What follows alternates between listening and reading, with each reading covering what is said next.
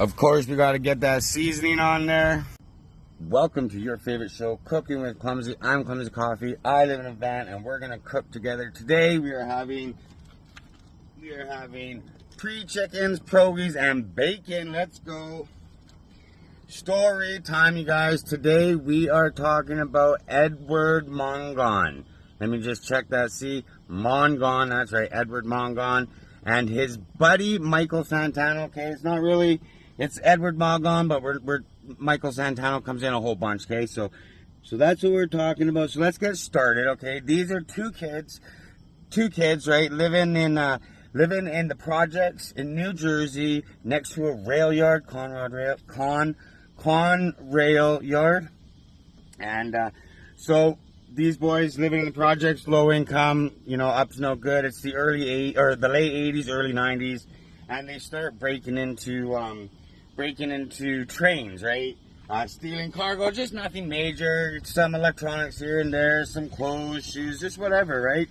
And catching a good score. But the unfortunate thing is, like, the cops caught up on him right away. And I think the very first time he was arrested, he was 14 years old.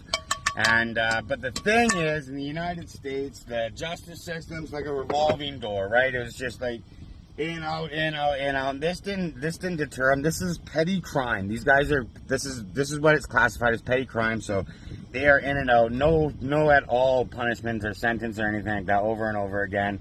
But Edward, Mr. Mongon, he kind of gets sick of it, right? So what does he do? He breaks into a train, like a car, right? Or like the engine, right? Finds an unguarded engine, jumps inside it, yanks out the two-way radio. This is the radio that they use to talk to other train conductors, the train yardmaster or dispatch, right? And even the police. So he takes this out, and so what does Edward do? He sits in his room for, we're talking weeks, months. He sits in his room and he's listening. And what is he listening? He's listening to the talking of the cops. That's what he's listening to. He's listening to, or not the talking, right?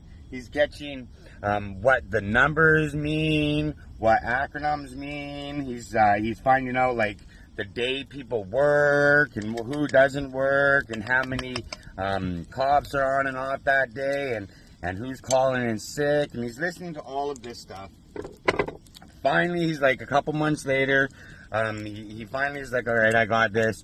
So he goes to his boys. He's like, check me out. I'm full of information now. Like, I got all this information, right? And sets up his crew. They call themselves the ConRailBoys, right? So what do? They start right away. They start getting into action. They start hitting these parked cars, stealing boxes out of stuff. Edward knows what cars have what in it, so they start stealing it. The cops catch wind, so they heighten security. That's not going to stop them, right? So now they're killing electric fences, right? Destroying the current. I'm not going to tell you how to do that. I'm not a criminal to teach criminals. Clip through the fence, bam. It's easy, right? They got this. It's easy. Santanos is an expert car thief, right? So he stole a Conrail van. So even their van that they're loading all this stolen shit on, it's not even being noticed. It's a company vehicle on company property. Ooh, sus. So they start doing this, they start doing that, and then finally the cops are like, well, like, we have no other option.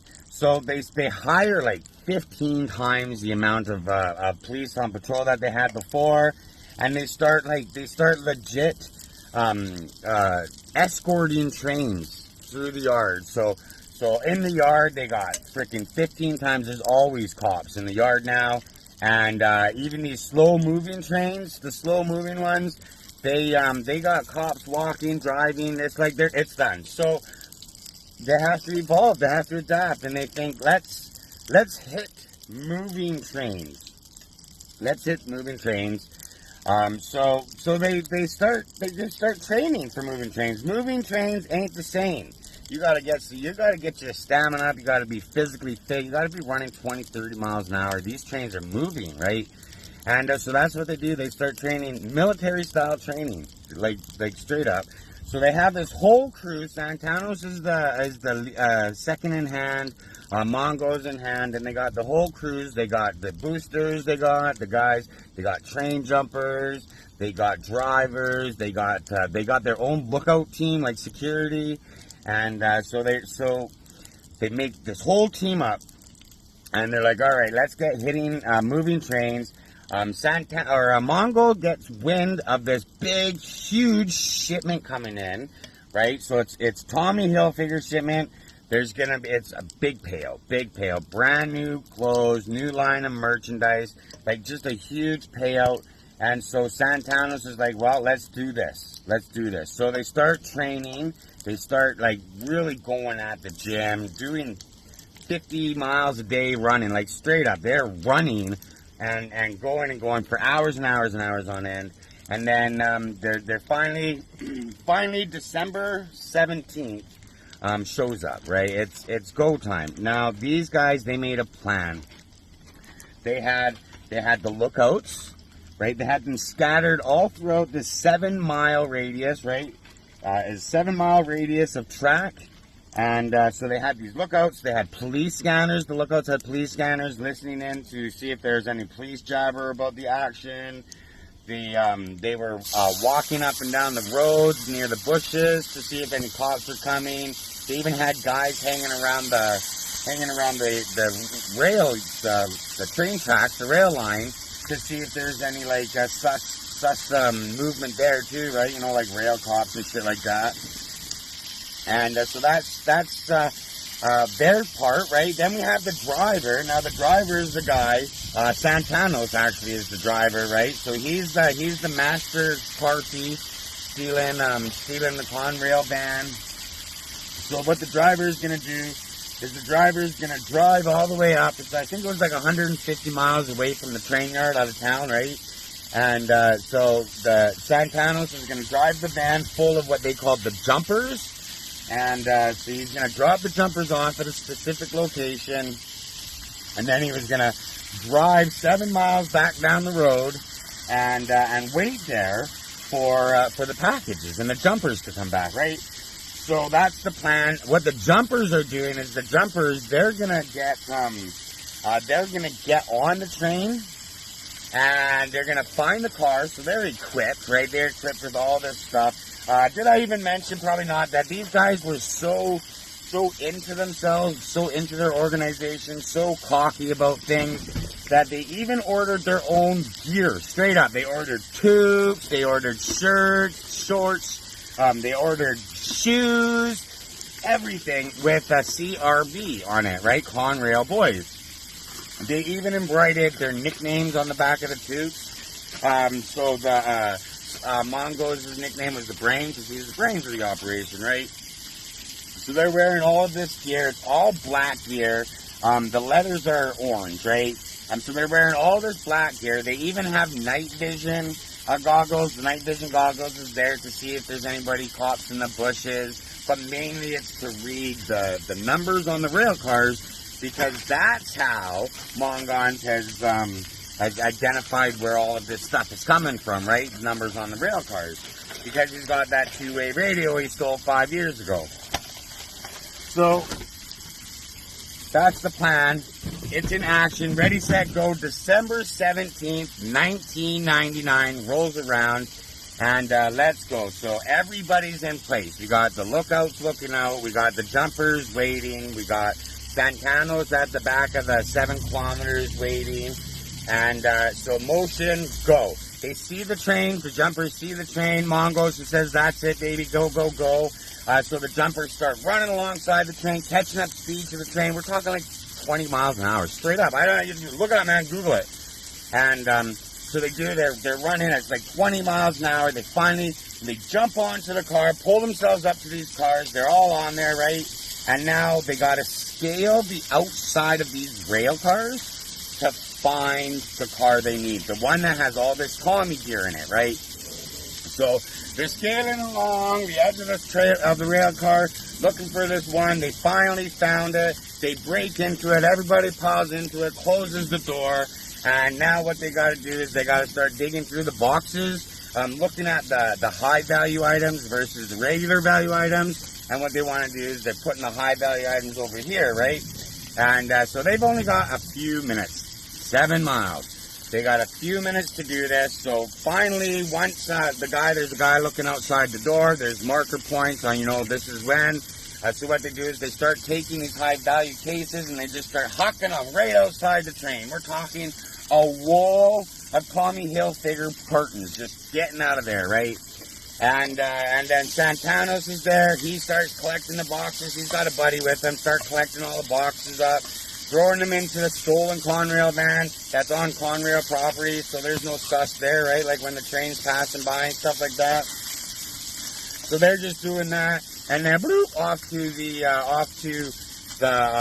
hideout they go, right? And now you got the whole lookout team. They jump into their vehicle. They drive. They pick up the jumpers who jumped just past the drop-off point, right? They pick them up. Now everybody's at this meet, right? Now here's the thing about Mongo. He's a little smart, a little paranoid maybe, and he's got full control of the fence. He knows where the stuff is going and how much that stuff is going to ream them in rewards, right? So he goes, he takes him to the fence, and as $250,000. That's what he got. The boys are rich now, and that was fun as heck, right? So Santanos and Mongo, they're a little smart. They don't want to do this, so they start hiring more guys. Now we got teams. We can do 2, 3 hits at once in various locations, and now the money's raking in. Now we're talking. This is petty crime. So if somebody got caught with, a case of whatever, or some of the stolen property, it was like simple possession charge, 2 months, 3 months out of jail, they go back, and it's no time. Mongos is feeding them good cantina. They're just good. They're doing good, right? And so finally the cops figure out, well, maybe we should start looking outside of the yard. Like we got millions and millions of dollars. That keeps going missing. So how about we start looking outside of the train yard? And what they do is they start looking, and they see a carton that wasn't picked up, like it was missed from the last time they did this. So the cops go up a little bit of rail, and they set their own surveillance up, right? And it just happens to be the next hit for the ConRailBoys. And so they're doing their thing, got what's going on, and they see the cops. So the ConRailBoys scatter, mission's gone, right? The cops are like, what the hell? And so they radio their other team, because there's like 5 of them, right? And these guys start rushing down towards the way the train's going, and what do they come across? The van that's waiting for the gear, and the lookout team's vehicle, right? So They got no time to waste. The cops move in. Biggity bam boom, bitches, we got you. And so they got about 4, maybe 5 of these guys. They got busted during this spot, right? And so now it's not simple possession. Now you're looking at some time, bro. Right now you're looking at time. We've been on to you for a little bit. This is pretty organized. We got some racketeering charges waiting for somebody. And, well, these guys, they don't want that. They ain't looking to do no 20 years in jail. Like, what's up, right? So they fold, man. They start telling them everything they know, giving them all kinds of juicy little details about the organization. One of the boys, he even goes as far as saying, you know what, let me wear a wire, please. And then you guys got everything you need without doubt. And so the cops wire them up, and now they got all crazy kinds of evidence. They got Mongo spending all the cash. They got the boys doing a job. They got Mongo facilitating. They got Santano facilitating. Now they know who they are. They got all the bank records so they can start charging with the racketeering, right? And all this is going on. And Santanos doesn't know, so he's just carrying on. Well, eventually Santanos figures it out. Or Mongos figures it out. Eventually Mongos figures it out, right? And so what does he do? He goes on the offensive. He attacks the cops back. He takes bricks and smashes them through the cops' cars. The marked ones, the ghost cars, whatever is following him at the time. He goes and smashes through them, busts their radiator, just disabling their car. He's like, let's go, right? A week or two later, this doesn't faze the cops. The cops are like, brah, we've done better. You got to do better, right? So he does better. Starts looking for a hitman on one of the cops, the main detective, right? Him and Santanos, Mongon and Santanos start looking for a hitman. And so that's the straw, let's say, that broke the camel's back. So the cops are like, all right, let's do this. So they moved in. They tracked Mongos down to a club in New Jersey. And there's 20 of them, strong, sitting outside waiting. They don't want to go inside, cause a big scene, right? So they're just sitting outside waiting. And Mongo Santanos comes out, let's go, fucking do you, right? And then, so bam. Mongo Santanos, they're arrested. They're taken away to jail. The cops are like, check these videos out, bro. Check these statements out, bro. Check these pictures out, man. Check out this bank statement. Check out all this evidence. You wanna deny this, defend that. We got you booked, bro. Like, you ain't getting out of this one. Sorry. Thanks for playing stealing from a train. So Santanos, what does he do? He's like, all right, he pleads guilty, like a champ. Like, he's like, you got me, bro. I plead guilty. So here we go. We're gonna look at my little notesies, right? And so the cruise, this all happened. The sentencing day for Mongo and his crew was September 3rd, 2004. His crew had sentences ranging from 5 years to 12 years. Of course, the guys that ratted got the lesser sentence. Santano or Mongo, he just like, okay, I did it. You got me. It's all done. I did it. There's no defending it. He only got 13 years. That's it. That was his sentence, 13 years. This was in 2005. We're 2024. He's out. And they estimated $16 million worth of stuff stolen in 10 years. That would label him the greatest train robber in the history of the United States. Anyways, guys, check it out. Bacon, pierogies, eggs. I gotta season it. I gotta plate it. We're getting out of here. Have a good day, guys. Love you most. Of course, we gotta get that seasoning on there. Oh my goodness, I can't end this without a review of my food that I cooked. There you guys go, pierogies. Bacon pierogies. And the bacon.